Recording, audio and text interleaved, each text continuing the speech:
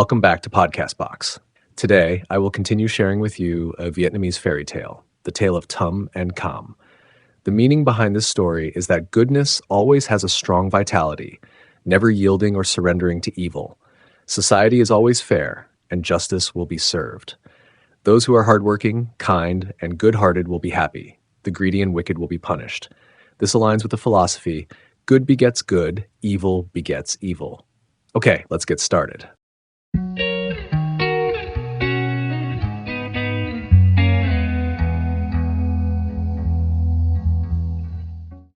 Once upon a time, there were two half-sisters named Tum and Cam. Tum's mother passed away early, and her father remarried Cam's mother. Tum's father loved her deeply, but he fell seriously ill and soon passed away. Tum had to live with her stepmother, who was also Cam's mother. The stepmother was a cruel woman who made Tum do all the housework, while Cam was free to play and have fun all day long. One day, the stepmother told the two sisters to go to the field to catch fish. She said, "Whoever catches the most fish will get a reward." Tum followed her stepmother's instructions diligently and worked hard to catch fish. Before long, her basket was full. Meanwhile, Cam spent her time playing, and by late afternoon, she still hadn't caught any fish. Seeing that Tum had a lot of fish, Cam devised a plan and said to Tum, "Sister Tum, your hair is dirty. You should dip your head deep into the water to wash it, or else Mother will scold you." Tum believed her sister and asked her to watch over her fish basket while she went into the pond to wash her hair. On the shore, Cam dumped all of Tum's fish into her own basket and hurried home. When Tum came back up, her fish were gone. She sat and cried bitterly until suddenly a Buddha appeared and asked, "Why are you crying?" Tum told him everything that had happened. The Buddha told Tum to check if there was any fish left in the basket, and there was only one small goby left. The Buddha then said, "Stop crying. Take this goby home and put it in the well. Feed it every day with rice. When you feed it, remember to call it, 'Goby, goby bang bang, come eat the golden rice of my house. Don't eat the rotten rice of others.'" With that, the Buddha disappeared. Tum followed his instructions, brought the goby home, and put it in the well. Every day, Tum brought rice to the well to feed the goby, eating only one bowl herself and saving one bowl for the goby. Before long, the goby grew quickly. Noticing that Tum was taking rice to the well every day, the stepmother became suspicious and told Cam to spy on her. Cam reported everything to her mother. The next morning, the stepmother sent Tum to graze the buffalo in a distant field and sweetly advised her, "My dear, our village forbids grazing buffalo in the local fields. If you want to graze buffalo, go to the far fields, otherwise the village will seize the buffalo." Tum listened to her stepmother and took the buffalo far away. At home, Cam and her mother went to the well and called the fish just as Tum did every day. Hearing the familiar call, the fish surfaced, and the two of them caught it and made a meal of it. That evening, when Tum returned from grazing the buffalo, she brought rice to the well, but didn't see the fish, only a pool of red blood. Seeing this, Tum cried bitterly until the Buddha appeared and asked, "Why are you crying?" Tum told the Buddha everything, and he said, "Your fish has been eaten. Stop crying. Go home and collect the fish bones, put them into 4 jars, and bury them under the 4 corners of your bed." Tum followed his instructions and went to look for the fish bones, but she couldn't find them anywhere. Suddenly, a chicken ran up and clucked. "Cluck, cluck, cluck, give me some rice, and I'll find the bones for you." Tum gave the chicken a handful of rice, and it went into the kitchen and dug through the ashes, revealing the fish bones. Tum gathered them up, placed them into 4 jars, and buried them under the 4 corners of her bed.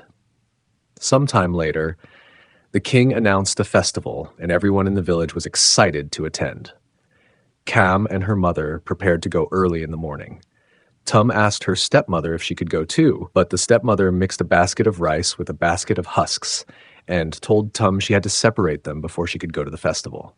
Tum sat down and cried. The Buddha appeared again and asked, "Why are you crying?" Tum explained her predicament, and the Buddha summoned a flock of sparrows to help her. In no time at all, the sparrows had separated the rice from the husks. However, Tum still didn't have any nice clothes to wear to the festival, so she cried again. The Buddha appeared once more. "Why are you crying now?" Tum sobbed, "How can I go to the festival with these ragged clothes?" The Buddha responded, "Dig up the 4 jars buried under the 4 corners of your bed." Tum did as she was told.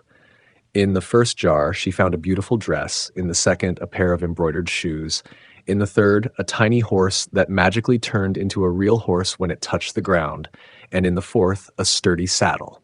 Overjoyed, Tum dressed herself and set off for the capital.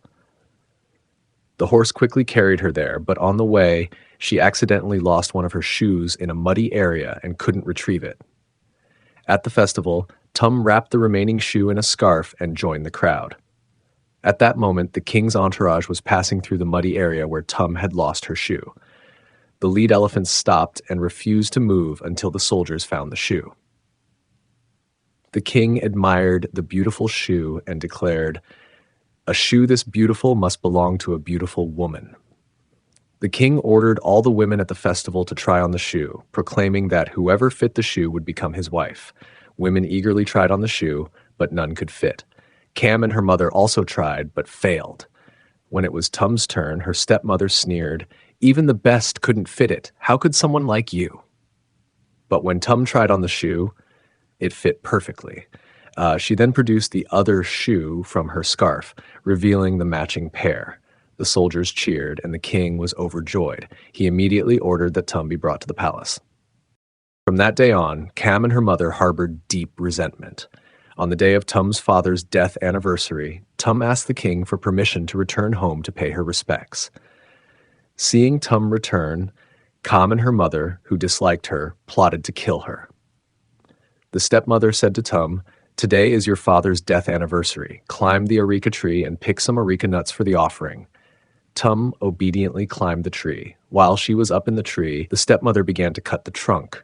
Tum felt the tree shaking and asked, "Auntie, what are you doing down there?" The stepmother replied, "There are too many ants at the base. I'm removing them so they won't bite you." Tum fell into the pond and drowned. The stepmother then dressed Cam in Tum's clothes and returned to the palace, lying to the king, "Tum accidentally fell into the pond and drowned. Now Cam will take her place." The king was furious but said nothing.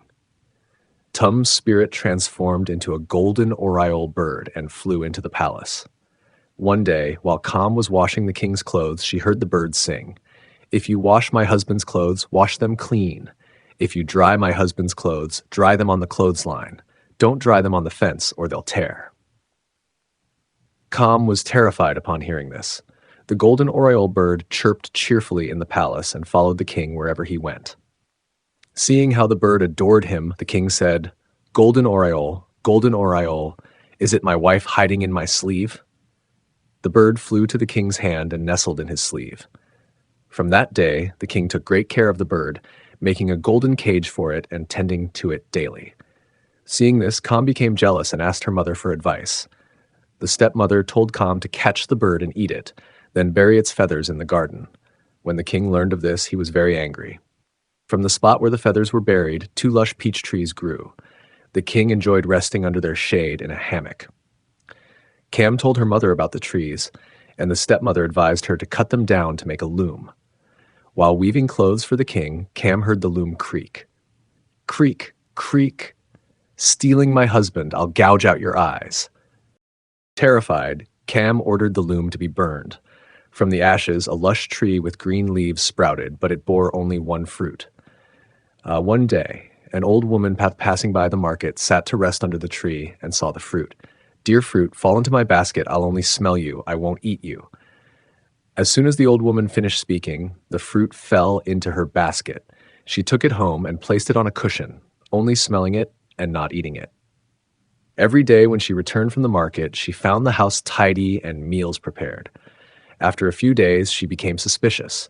One day, she pretended to go to the market but returned halfway. Peeking through the window, she saw a young girl emerge from the fruit and start cleaning the house. The old woman rushed in, tore off the fruit skin, and embraced the girl. She took Tum in as her daughter. From then on, Tum helped the old woman with housework.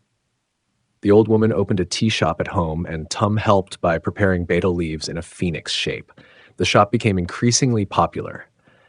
One day, the king stopped by the tea shop and noticed the betel leaves shaped just as Tum used to make them. He asked, "Who prepared these betel leaves so beautifully?" The old woman replied honestly, "My daughter did." The king requested to meet her daughter, and the old woman called Tum out. The king was overjoyed to recognize Tum and ordered her to be brought back to the palace. There, Tum recounted everything that had happened. The king, furious, summoned Cam and her mother to be punished, but Tum, feeling compassionate, pleaded for their lives. The king exiled them from the palace. As soon as they left the city, a storm struck, and they were killed by lightning in the fields. From then on, the king and Tum lived happily ever after.